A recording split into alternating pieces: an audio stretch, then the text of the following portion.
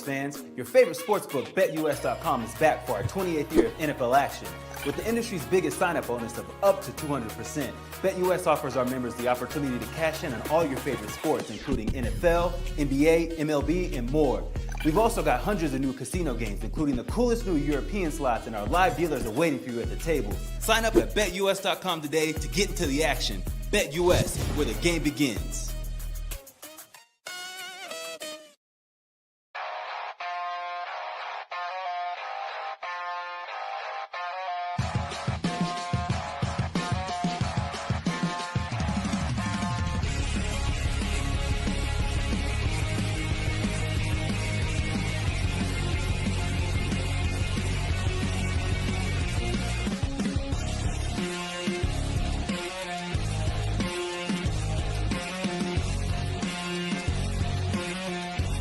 And now, broadcasting live from Las Vegas, the Snake Sports Talk Show with Jake Silva starts now.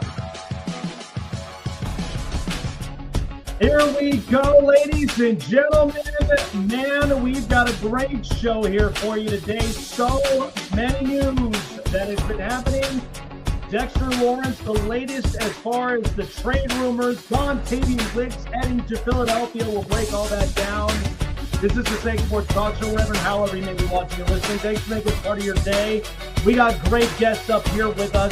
Tyler Howard going to be joining us here around the corner. Also, Chase Blevins for Agoge Fight League XII, as we are the show partner of an exciting event. For those that are up in Cookville and around Nashville, Tennessee area, check out Agoge Fight League XII. It's going to be a lot of fun.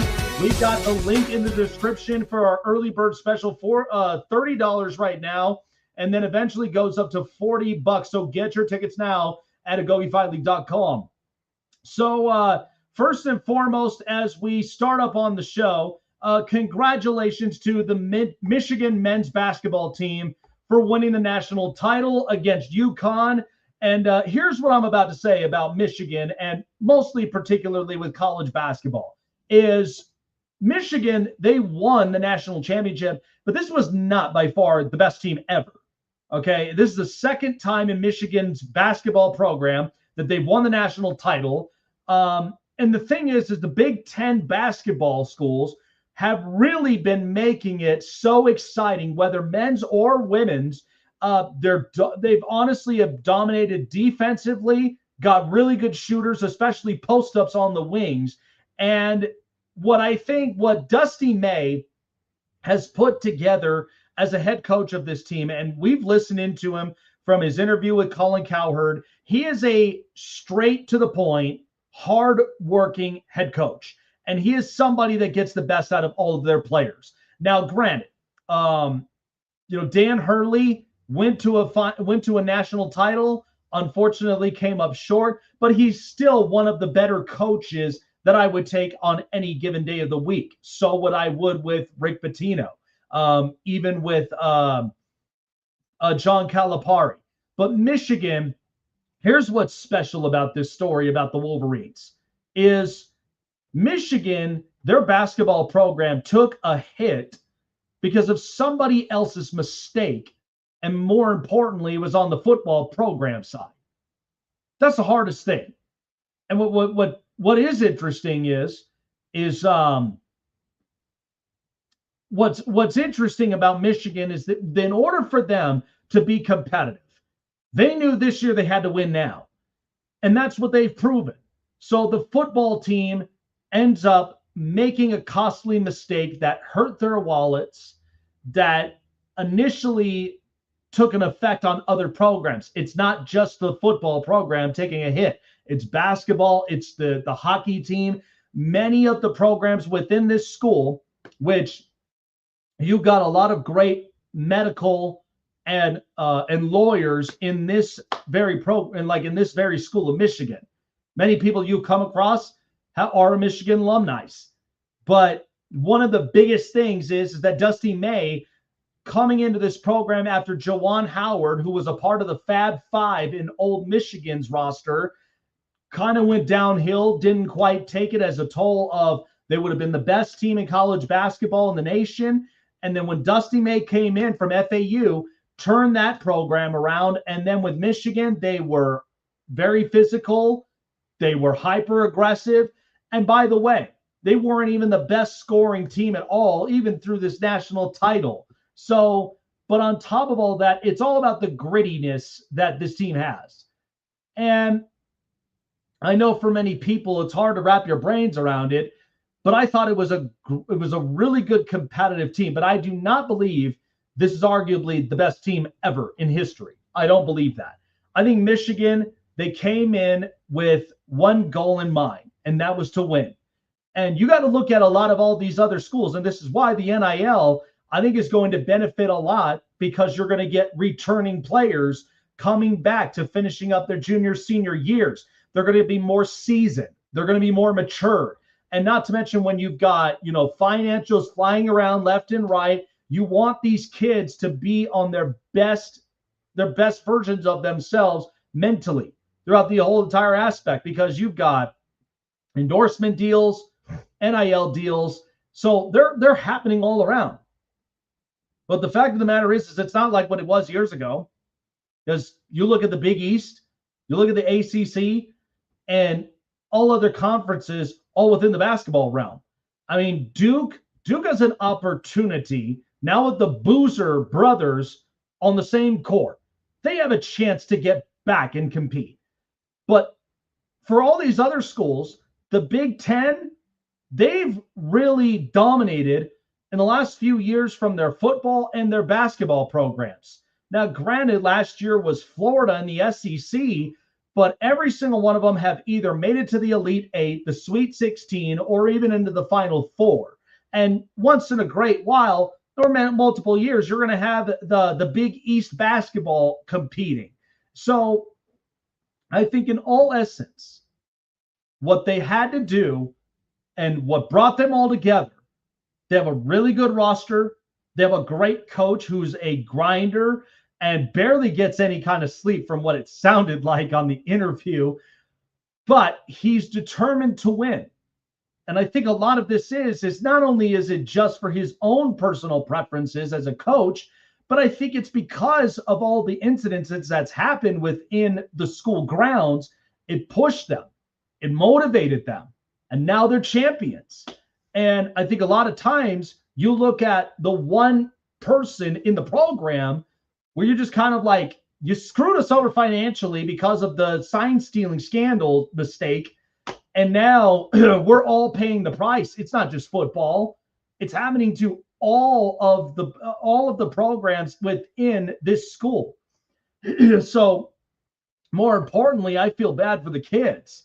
But when it comes to coaches, they make the choices, they make the decisions, and that's the part in which you've got to be able to own up and take accountability up and onto it. But you also have to have a forward plan after something like this happens. So you get Dusty May from FAU.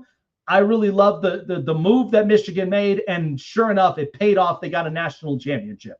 But I don't believe this was the best team ever. I think this was mostly that you had arguably the greatest coaches right now currently in the pool, and UConn just unfortunately didn't really take advantage of some of the opportunities. And Michigan, who were physical, they were finding ways to make stops and didn't really make it easy for UConn.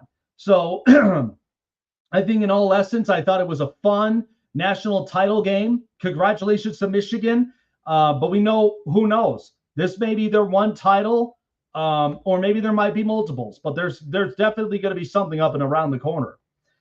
So on the latest in the NFL, Dexter Lawrence of the New York Giants has ended up requesting a trade, and there's no sources behind. He wants more money. He wants a contract. Right now, it's just kind of a silent talk right now. But I think a lot of this is, and when players want to be traded, there's usually some sort of situation they want fixed. Now, New York with John Harbaugh, I think one of the things is that they have an opportunity to take advantage of what's in front of them. If you trade away Dexter Lawrence, which I was very much saying several times on the program, is you're going to have to trade one of those defensive guys. I mean, you let Bobby Okereke go. You got Brian Burns, who had arguably the best year. And then you have Abdul Carter and you got Kayvon Thibodeau. So you're going to have to figure out that whole defensive front. So with Dexter Lawrence requesting a trade, here's the thing that you are going to expect is, number one, 2 years ago, Dexter Lawrence didn't end up getting a contract extension of his best year. And this was not even close to his best year. So the value may fluctuate. But that means for other teams, they can take advantage of the valuation right now as it stands before he ends up getting a contract extension somewhere. So to me, Dexter Lawrence, what you're going to get is you're going to get a run-stuffing defensive tackle. There are plenty of them in this draft here coming up on the tail end of the month, but there are several options that other teams can do. So think of it this way. What if the Los Angeles Chargers and his brother, Jim Harbaugh, makes a phone call and says, listen, we can take Dexter Lawrence. There's a preview prediction that says they could trade away a first-round pick this year and a second rounder for next year to New York. And to me, that's where I really think, the Giants could really use this. So I think, to me, with Dexter Lawrence, he's going to want the contract. He's going to want to make it happen. But I also do think there are going to be teams that want to take advantage of the opportunity. And the Giants really need to address a few things. They got to address the defense a little bit more, even up and onto the secondary, because that's a lot of the help, especially the big plays and even the one-on-one matchups. They're going to need to fix it. Mark Collins, who was up and on here, we discussed about that, and maybe corner should be the biggest thing. But if you get another first-round pick from the Chargers, you get the 22nd pick, you could go get another defensive player. And there's chock full of them. It's so rich. And that's where I think a lot of times teams that often see opportunities in front of them will find a way to strike. So that's the one big thing that I like about this. So we'll talk a little bit more about the breakdown, but I do think with Dexter Lawrence, he's looking for a new contract. I don't think there's any question. But I also do think teams that are going to want it, you're going to want it at a fair price without feeling like you got to give up so much to be too steep. So I think it's an opportunity there. Tyler Howard around the corner. Agoge Fight League 12. Really excited about it. We are the show partner for Agoge Fight League 12.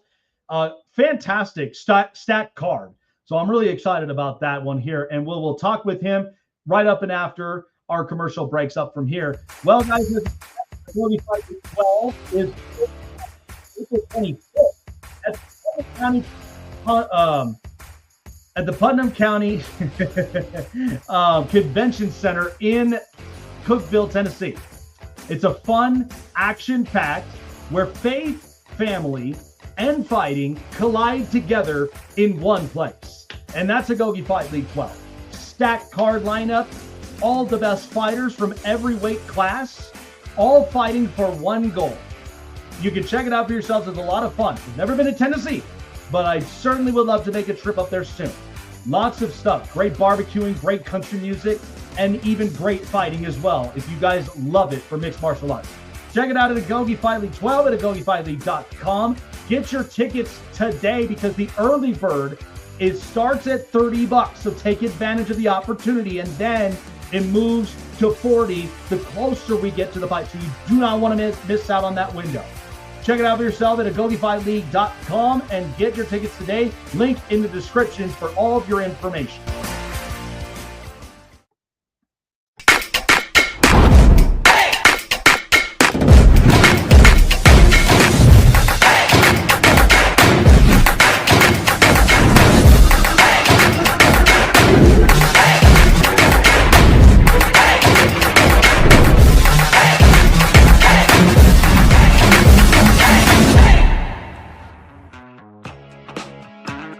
So stepping up and into the ring first as we discuss of the Agoge Fight League 12, joining us, amateur MMA flyweight fighter Tyler Howard joining us here on the program. We're only just about 15 days away, Tyler, and we are excited, to be a part of, I honestly would love to say, very great, fun-filled, family-friendly and action-packed league at Agoge. And to me, we've had the opportunity, we had two fighters on Monday, And now we've had the opportunity of having two more, including yourself. So, in this, there's a lot that's kind of going through a lot of fighters' minds. They're training up, they're finding different tactics and techniques to really kind of prepare themselves. But then at the same time, family, faith, and fighting. What is it truthfully for you to represent and to be fighting here at Agoge Fight League? Well, for me, it's just it definitely comes down to faith. I have a big relationship with Christ and what He's done in my life. I have a great testimony with all that. I like Chuck and I like them a lot. Steve, he's a great guy. I like what they're doing. I really like that they are coming to my hometown. We haven't had many MMA events here in Cookeville. We've had maybe 2 or 3 throughout the last 20 years, and they weren't, the best promotion. So to have them come here in my hometown and represent, it means a lot. And it's just cool that I get to have my friends and my family out there to watch me. When I think of flyweight division, I'm thinking of the guys that listen.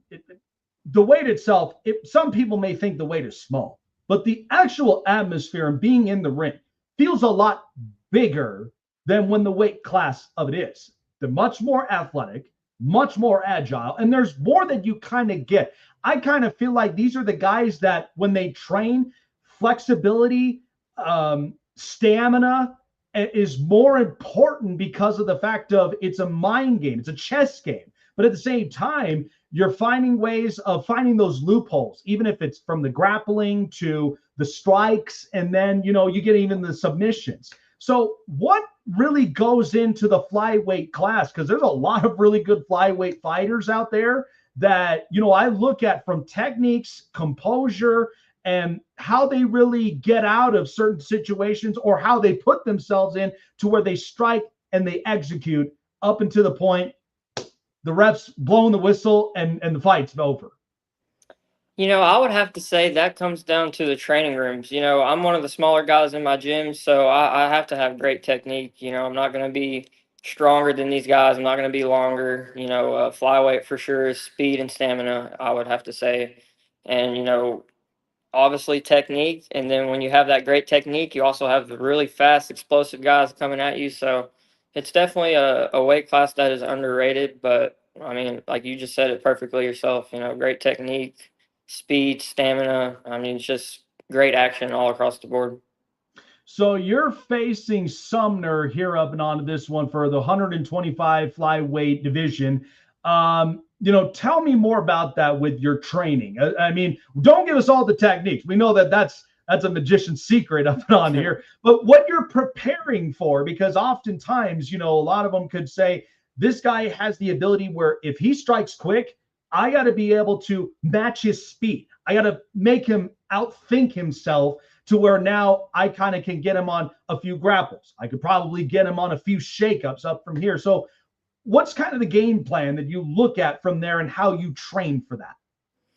So personally, I train the same. My opponent, I have no video on him. I don't have anything on him really besides his gym and where he comes from. So for me, all I can do is focus on me and what I want to do out there. I have to be prepared for whatever may happen, and I feel like I am. But again, I just focus on me, no matter who the opponent is, whether I do have film on him, whether I don't.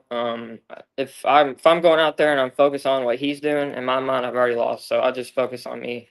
Makes sense, and absolutely love it. Final question here for you.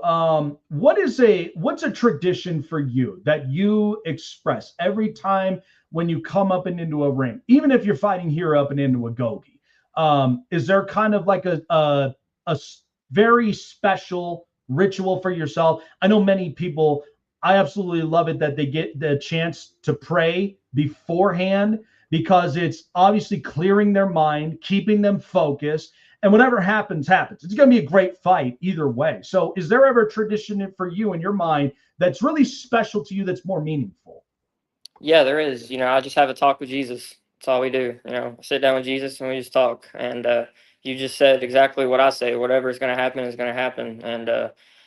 And in my life and my beliefs, it's all God's plan. Whatever His plan is, that's what will prevail next. The Saturday, April 25th. There you go, guys. As you know, Tyler Howard fighting for the amateur MMA flyweight division against Sumner. You can check out the card there. April 25th, Agoge Fight League 12. Any of you that are in the Tennessee area, especially up in Cookeville, check it out at the Putnam County Convention Center, where Agoge Fight League, all the great guys, Chuck and Steven there for the promoters. Really appreciate them for the opportunity and getting a chance to interview many fighters, including yourself, preparing for her in this fight. I think it's going to be great because not only Tyler, this is the best part because being up and in Vegas, I've got a lot of my Vegas faithfuls that watch this show. We're in Colorado. BKFC is huge out here, and especially other MMA gyms. But then also we're on the radio in Atlanta. So everybody that's down south, make your way up and come up to Tennessee. So for more of Tyler Howard, check out his profile at agogefightleague.com for the fight itself. Appreciate you for coming on by. Best of luck. God bless. And we shall see what the results will be at the end of the fight. And ultimately, it's all about his plan at the end of the day.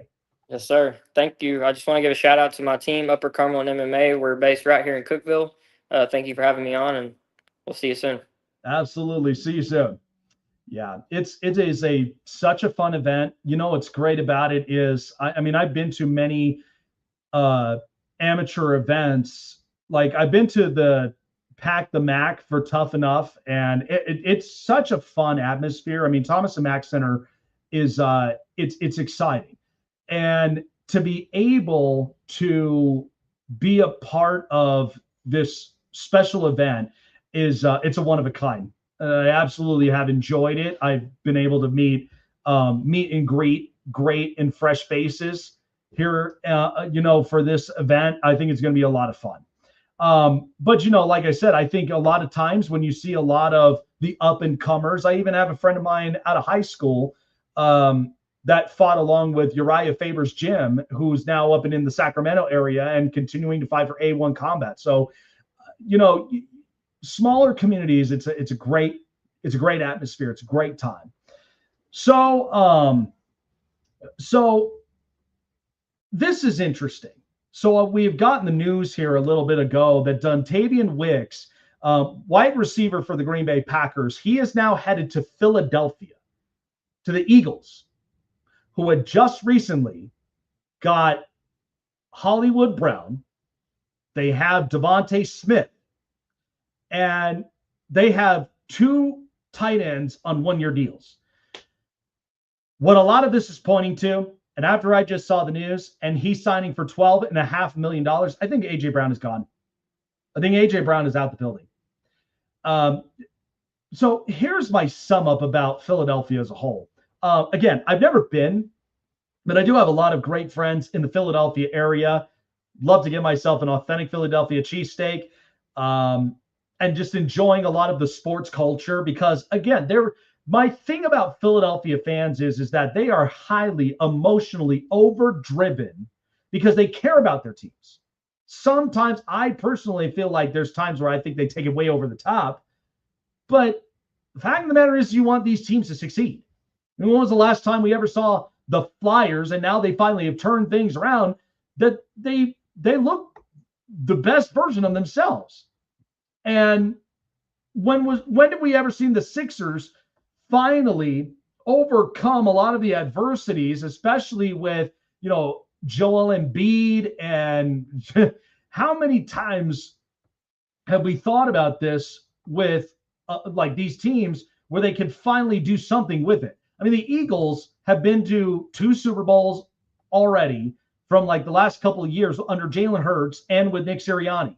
And then you have the Phillies, who were at a World Series, lost to the Astros, but then we're still waiting for Bryce Harper and company to get to the World Series. So the Eagles have an interesting plan coming up and on to draft night. And here's what I was thinking about this, because it hit my phone and I was immediately on brainstorm. So the reasonings of getting Dontavian Wicks is a few reasons, because number one, not only does it get A.J. Brown the conversations of he may end up getting traded draft night. I mean, I think that's a possibility. Okay, he may get traded, and you're going to have Devontae Smith, Hollywood Brown, and then all these others that are on this roster. That's one. Number two, you trade away A.J. Brown, you get capital, and you're no longer dealing with this money because you are also catering to your quarterback, Jalen Hurts, who you're paying $53 million per year.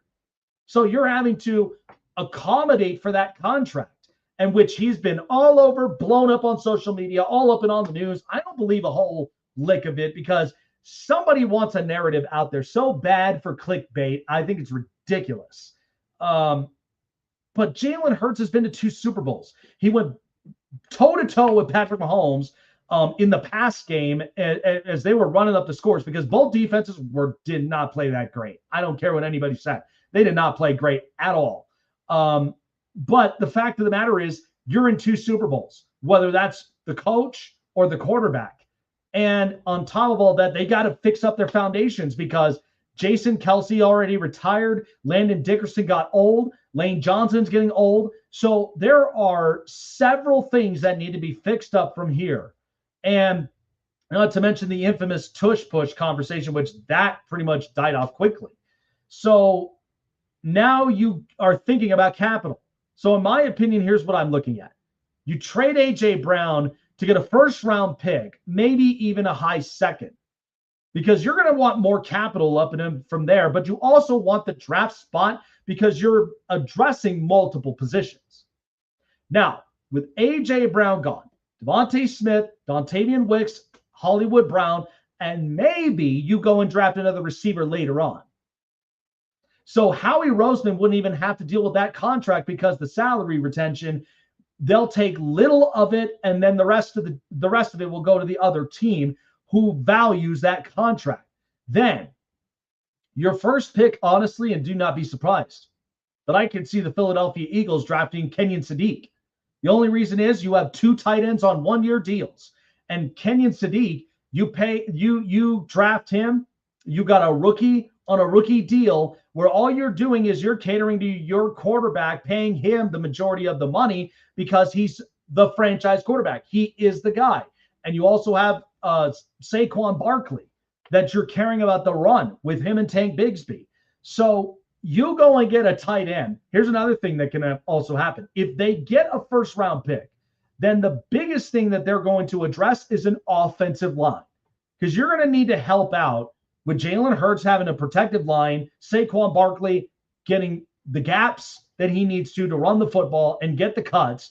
So I think that's an opportunity for the Philadelphia Eagles to really take advantage of that. And then at some point, they could end up going and getting a receiver at least a little bit more later on. But I also do see them getting another defensive piece, maybe even a safety or a corner. But those are the options that Philadelphia would do. But they wouldn't be paying anybody because in the end, your vast majority of your money is going to go to your quarterback. It's going to go to your defensive fronts, Jordan Davis and Jalen Carter. So I think with what Howie Roseman may pull off is A.J. Brown gets traded, but they get great compensation for him the best way possible. And then that way it doesn't leave them in a contract to where they're completely handcuffed.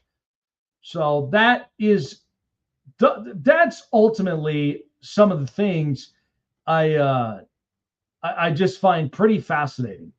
But isn't it crazy that after all these years, we find ourselves really looking at this and just kind of going, wow, this is interesting. But on Green Bay's side, think about this. Romeo Doubs is in New England. And now their wide receiver room consists of Christian Watson, Jaden Reed, and Matthew Golden. And I like this for a multitude of reasons. Because you need to get Matthew Golden the ball. We got to see what he can be. If he can honestly upgrade this offense. Because Christian Watson getting the bag, and then Jaden Reed, who eventually will get his contract as well, but we know he's got to get at least a healthy season himself. So to have that, and then add Matthew Golden, your first rounder from last year, I think this is going to be a really good offense. And not to mention, too, what it puts Jordan Love into a position that you really hope he will succeed with this. So I believe in this, that I think Jordan Love is going to find a way to spread the ball up around. And to me, I think having these receivers you've already developed with Christian Watson and Jaden Reed, now it puts you in a position where you can fill in for Matthew Golden and have him get the targets, get the catches. Because, again, he's the most possessive receiver that we saw from last year's draft out of Texas. And I was excited for that. I think it was a sneaky good pick. And to be picked after the Chargers, which was one of the other positions in which they could have addressed another receiver. I mean, maybe. But I think Green Bay got at least a little bit off this deal with Dontavian Wicks, but it shaped up the wide receiver room. So good for them. All right, let's go ahead and get to the news. And now, here we go. Everyone, it's story time. This is the hot press. Lots of moves made, still moves awaiting to be made in the middle of draft night, so I'm excited up and on to that. So for the Falcons, the Atlanta Falcons, they ended up acquiring Brian Robinson Jr., and now they are picking up Bijan Robinson's 5th-year contract. It was announced up today. So Bijan was 4th in the league in rushing yards and led the league in scrimmage yards with 2,200 this past season. The latter total was a Falcons franchise record, and for Robinson's performance, it earned him a first-team All-Pro honor. So they are really thinking about the hefty run game, and that's what Kevin Stefanski really wants, is to build up the run game, build confidence for their quarterback, because you've got a really good competition in the quarterback department. So with Tua and with Michael Penix, I think this is going to be interesting to watch them. So me personally, I think with the way in which the Falcons are kind of going about it, they want to run the ball more often. I think they really are trying to establish and find a consistency with their offense. So Bijan, we already know with the picked up option, will allow them to now discuss a contract along the way. So interesting news out of Indianapolis, as we know that they've lost a bunch of defensive players as of early, and then coming into the NFL draft here coming in the next couple of days. So the Indianapolis Colts and Kenny Moore, their corner, had agreed to seek a trade to find a new team. So Moore is entering the final year of his contract, and sources said both sides felt it was time to explore trade.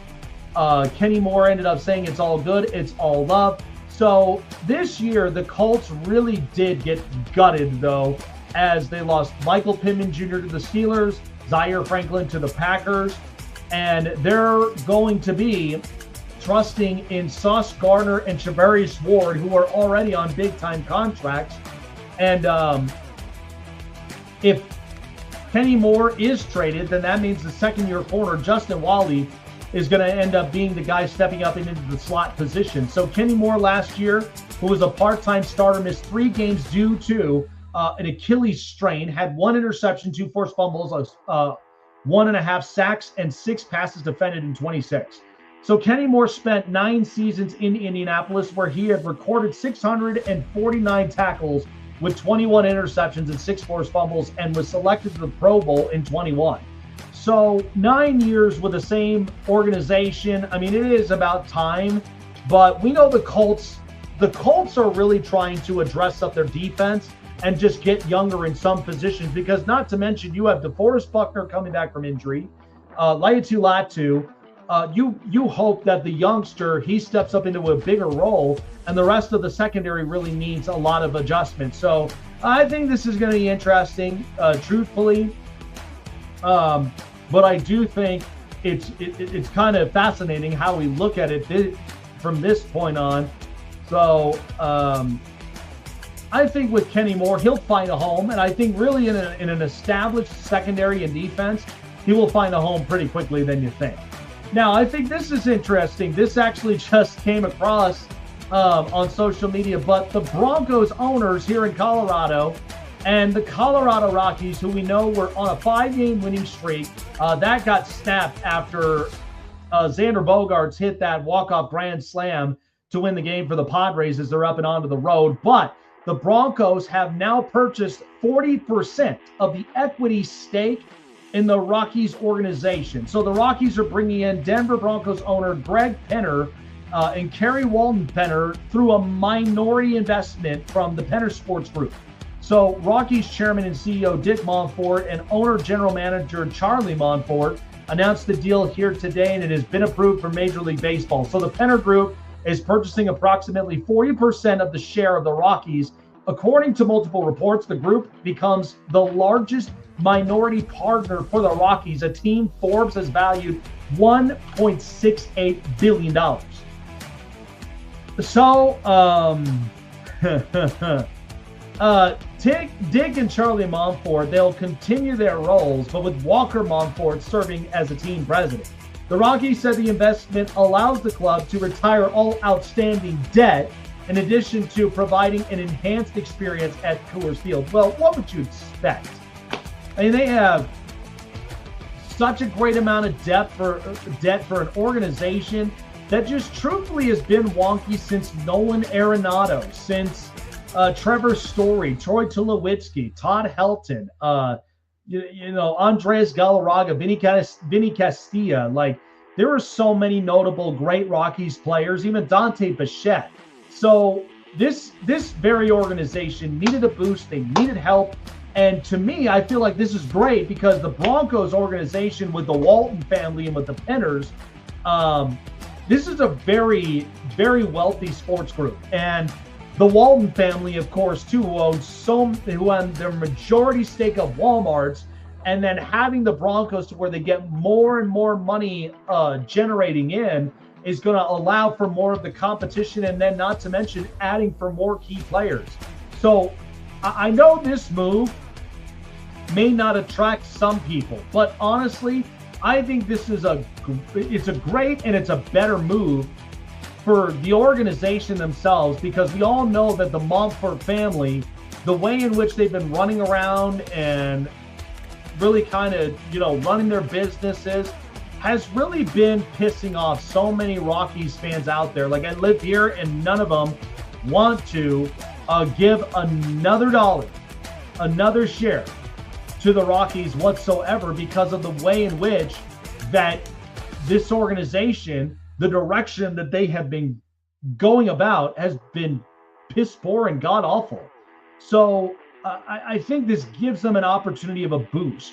It helps them to build the competency, and I also do think it helps to build a stronger, healthier culture as we kind of get into the Major League Baseball season and for years to come. Because here's the thing, the Rockies had a 5-game winning streak, and what's funny about this is it took a winning streak to end up getting the stakes sold for 40%.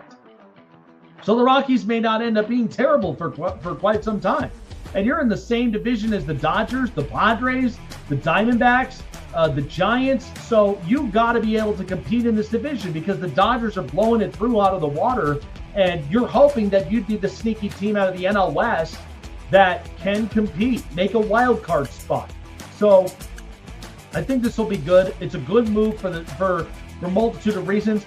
This now gives very great belief for the Rockies fans that want to see competition. I mean, they ultimately don't want to deal with the Monfort family, but at least 40% share, that's a great equity stake. So I like it. I think the Rockies will be in good hands from here. All right, so that was the news.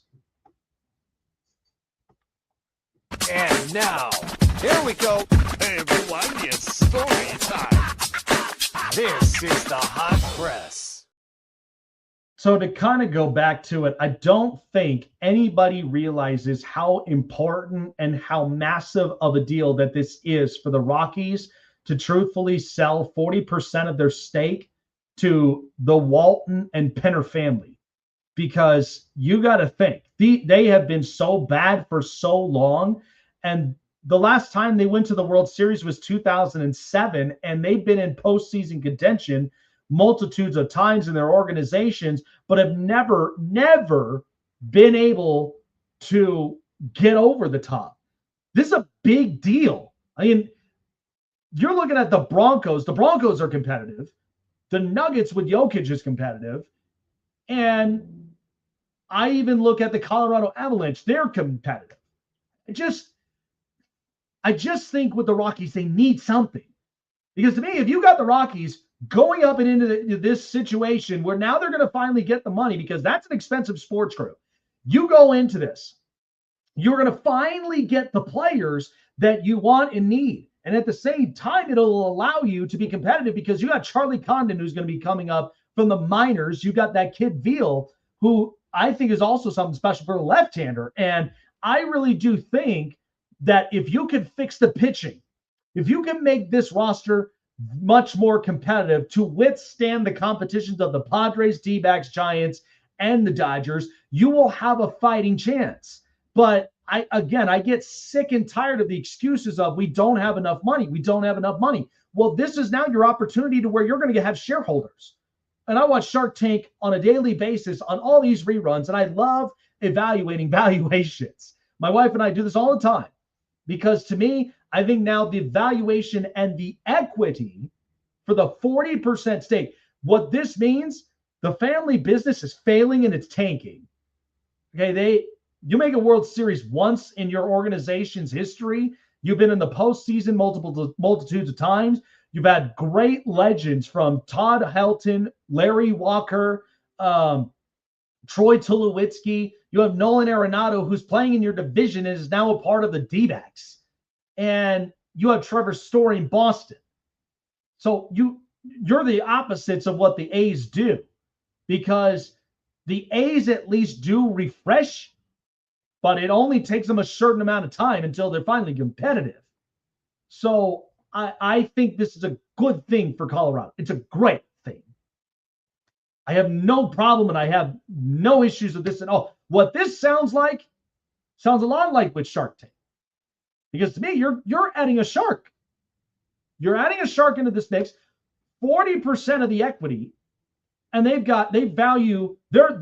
Penner Sports Group is valued at $1.68 billion. Okay, that's a great valuation, because that means this is a broken, but yet not a completely destroyed project in the Rockies. And all you got to do, get your finances in order, find a way to get yourself to upscale, because the more competitive you are, the more ticket sales, and definitely the bigger your fan base will become. This is a great day for Rockies fans. This has to be. Your years of mediocrity and embarrassment, like, this is better. Like, you got to get on the same page. The Avs are better. The Nuggets are better. The Broncos are better. If the Rockies are better, Colorado sports can't even shut up for weeks, because they'll be up and on the radios hooting and hollering about how great their teams are. But that's great for a city. That's great for a state. Yeah, I think Vegas is on the map now with having an NBA expansion team. The A's now coming into town. Now you're going to have the Golden Knights, who's been to 2 Stanley Cups, won 1. The Raiders got the number 1 overall pick, which is probably going to be Fernando Mendoza. And if you keep this roster intact with the A's, they will be competitive. And as far as for an expansion team, you better hope that the ownership and you better hope the GM, they're all competent and competitive. What a great day. This is a great day to smile. You know what? I may need a cold one just for all of our loyal, faithful fans in Colorado who have just been on an utter, just chaotic, long years of just disparity and mediocrity that they've been dealing with the Rockies. This is a great day for them. Chase Blevins around the corner, by the way. really excited about this one because we have had Tyler Martin up and on here Monday, so love to get his thoughts up and into the fight here. But we're going to do a quick commercial break before we go back on. Want to find your seat for the event of your choice but can't get one that fits your desire or your budget? Well, my friends, SeatGeek has you covered. SeatGeek is the official sponsor of the Snake Sports Talk Show. With a list of over hundreds of events to choose from, SeatGeek will assure you that you won't miss your seat with the amazing view of your choice at the most affordable price. Whether it's looking for your best seat in the house of your favorite sports team, finding live concerts that get you closer to your favorite artist, or enjoying your spot at your favorite live shows, comedies, and more, SeatGeek has it all just for you. Go online to SeatGeek.com or download the app on your mobile device through Google Play and the App Store. And as a special offer before checkout, use promo code SNAKESPORTS and save yourself $20 off of your purchase of your first ticket and experience why SeatGeek is the most trusted ticketing app for your next event. Remember, that's SeatGeek.com and download the app on your phone with promo code SNAKESPORTS for $20 off and find your seat with SeatGeek.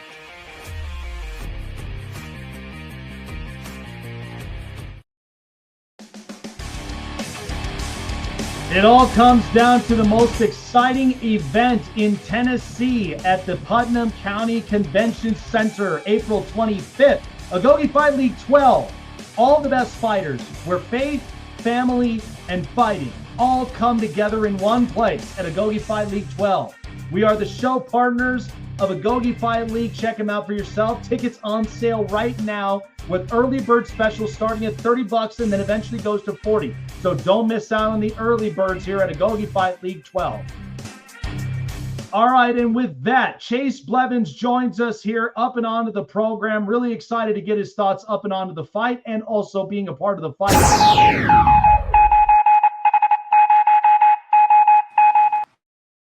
All right, well, at least we completed the fight card here from today because we had Tyler Martin Monday, and you're going to be facing off against him. So now we have you up and up here. How does it feel to really be a part of this stage here at Agoge Fight League? Because Chuck and Steven, great promoters, they put on a great list of fights to promote out the league and really, truthfully, too, provide a family-friendly environment where, as I mentioned many times, faith, family, and fighting all together in one place in the octagon. What does it truthfully mean in your eyes, what fighting for Agoge really truthfully means to you, and even for many of the people that just love amateur fights?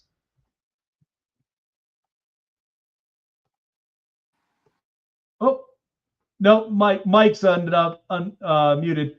How about that? There we go. Now we got it. There we go. A little technical difficulty, my bad. Yeah, no worries. I'm always grateful to go and compete, but it's always great to go to somewhere that you would consider a more wholesome environment. You touched on it being a family-friendly event. That's something I really dig. I've got several younger siblings who I can invite, and they can come see me compete. And as for Agoge Fight League, I've always wanted to compete with them. It seems that they put on a really good show, and they have, a pretty steep heavyweight division. So I'd like to make a home for myself in this promotion. Absolutely. And even with the best sponsors that we have as well sponsoring this league. And I mean, it's going to get bigger and better than ever here in the next few years and the next few fight cards. So I've asked, Tyler, this question because when I think of heavyweight, Chase, I think of the great pound for pound fighters. I mean, you go back from the boxing years of Evander Holyfield, Mike Tyson, so many really great fighters. I mean, to me, I felt like that was the best prime of boxing until, you got the latest with Tyson Fury going to be fighting here in the next couple of weeks or so. But, when I look at UFC, right, I look at guys like Alistair Overeem. I look at, Junior Dos Santos, a lot of these really great heavyweights. So when you think about that, was there ever a fighter that you watched growing up as a kid that you were just like, he brings it every single day. It's the same energy. And really, it's just like he knows mentally how he strikes and how he wins every opportunity that's thrown in front of him to win a vast majority of his matches.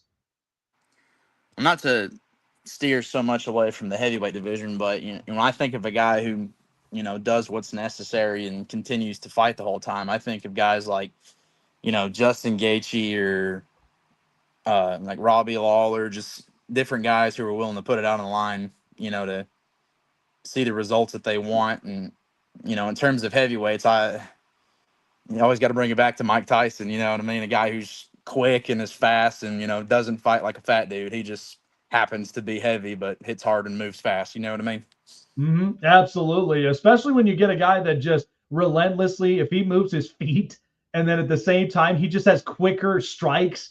Very, very seldomly in the heavyweight division do you have a guy who knows how to move his feet. So if you got that unlocked, you're better than the majority of the people you're going to go against. You're a one of a kind. It's like, man, I want to get your trainer at some point, Yeah. So fighting up in Tennessee, listen, I've never been there, but I've heard many great things. I mean, the obvious, the barbecues, the country music, and then not to mention, like you got the sports teams like, the Nashville Predators and the Tennessee Titans. I mean, everybody knows when you go down south, it gets real. It gets real there. Like it's a lot of fun. You might have some parties here and there, but you know what though? It's a great atmosphere because even in Colorado, I love the scenery where it's colorful Colorado. You can go to many hiking places. You can go to many other, great lakes, and then not to mention even hot springs, in my opinion, which, I go to down up into Glenwood Springs, and at the time when it's snowing, I can just go ahead, dip in, heat up, and then pull myself out, and I'm like in a cold plunge for like literally for a few minutes, and I'm back in again. So when you're fighting up in Tennessee, the atmosphere itself, I heard a lot of great Tennessee fans absolutely love it when events go on like this, and they just love something that they can really get into. So even with this, even for just MMA, like what's the atmosphere really like for everybody to just see an amateur MMA fight versus you get a lot of people that just come in and like a UFC fight in Vegas up in T-Mobile. Like what's special about that? Well, I'll say, being in the South, you always have this atmosphere of, you feel safe. Everybody's got your back, and, there's no bad blood. I mean, I speak for myself, the people that I'm bringing, if me and Tyler go out there and we beat the crap out of each other for 3 rounds, some of my people are going to, wipe his nose off or help him back to the locker room and vice versa. I'm sure, I think culturally, our part of the country it's a great place to be an athlete because you've got people all around you who care about you and are invested in you, but they love the sport so much they're still great fans to be around. You know what I mean? Absolutely. And you have a great fan base, and when you have a great atmosphere in the end, it just makes the experience a lot more enjoyable. Like it's just like, look, I'm going to be vacationing here multiple times a year only because I know like this stuff is just, it's unbelievable. So when you think of your workout plan, right? Because we know for heavyweights, for certain of them, they're various, right? Because they kind of come up stocky, but at times they really try to build a lot more of their quickness while also withstanding the weight class. Is there a workout regimen that you do personally for our audiences to really figure out? Because even for a lot of, like we just had Tyler Howard up and on here talking about flyweight, then we go right up and into heavyweight. And we know the weight classes usually fluctuate, but in your opinion, to keep you agile, to keep your stamina at 100%, what goes into that for heavyweight? I think it's the same across the board, or at least it should be. I think you can't neglect any aspect of your training in terms of, you have to constantly be improving your striking, you constantly improve your grappling, but at the end of the day, someone can beat you just because they're in better shape than you. So here at the scrapyard, we do tons and tons of conditioning and live rounds and live striking rounds. And, we really put in a lot of groundwork, with running and a lot of calisthenics and various lifting regimens. It's a lot. And I think it's very necessary. And I think a lot more heavyweights should, like I said earlier, you can't just be a fat dude who hits hard. You have to, put in the work and show up in shape. You know what I mean? Not going to lie to you, a personal experience of mine where I had a guy, I'm sure he's definitely known up and around the South, but we had the Faith Fighter. He's a great guy. I trained with him one time, And let me just say, he kicked the you-know-what out of me when I was like really moving around, figuring out my strikes. But the best compliment, at least that he gave to my personal trainer, was like, he's got a strong punch. If you give him that right hand and he gets an uppercut, like he will clock somebody. But I'm working him to where the stamina, the conditioning portions, because you got to be able to withstand that for so long, because you're putting your body under so much duress and then find ways to recover. It's a lot. I give credit to a lot of these fighters because it's just breathing techniques, conditioning, and stamina. But then at the same time, it's also getting that mental focus, like whether you're listening or reading to audiobooks and podcasts, even such as this, you got to find a way to clear your mind. You got to be able to be focused, to be ready to play that mental chess game for 3 rounds. So, Right. Yeah, I applaud you guys for literally putting in the work like that. But you know what's great is I've seen a lot of you guys, and you all are up and in gyms. I absolutely love that. Because I know you guys are focused, you're ready to roll, and like you're prepared for this thing. Yeah, we just finished up training a couple minutes ago. That's why I'm a little sweaty, but yeah, hopped on here right after training. I'm taking this fight very seriously, and I'm ready to go. There you go, man. Well, we're all rooting for you. Well, there you go, guys. Chase Blevins, he's going to be taking on Tyler the Warrior Martin here. Check out his profile at AgogeFightLeague.com, and remember, Agoge Fight League 12, April 25th at the Putnam County Convention Center in Cookeville, Tennessee, where you can watch all of the great fight cards as well, with early bird specials at $30 before it gets up to $40. So take advantage of the opportunity while we're still 15 days away from the fight. Appreciate you for coming on by. Best of luck and God bless to you, man. It's going to be a fun event. We're rooting for you. I think it's going to be a fantastic event, and I'm sure the turnout is going to be extremely awesome. Like, I would love to at some point go to an event at some point here up in Tennessee. So I'll book that for sure. You got 2 weeks to get here, brother. Absolutely, man. Well, take care of yourself. Get your recovery in, and we'll see you up on April 25th, man. Best of luck to you. Hey, thank you, man. Appreciate it. Absolutely. There you go. Yeah, I know. I itch to want to be up and out there, man. I really, really do. But dad duty calls. But at the same time, we get a chance to interview a lot of these great fighters. And I'm really, really excited for the opportunity and really excited for the up and coming fight, as you guys should be too. And don't forget, the pay-per-view is also going to be live up and on Millions. So definitely check them out at millions.co for the pay-per-view fight if you're not able to make it in person. It's a great time. All righty, folks. We got to get up and out of here. It's been a great week. Appreciate all of you guys for being here up and onto the show here tonight. Shout out to Howard, Chase Blevins to the Agoge Fight League. Appreciate them for taking the time, and best of luck to them and their bout fights. It's going to be a great night. April 25th. Mark your calendars. Take care of yourselves, everybody, and we'll see you guys in the next episode next week.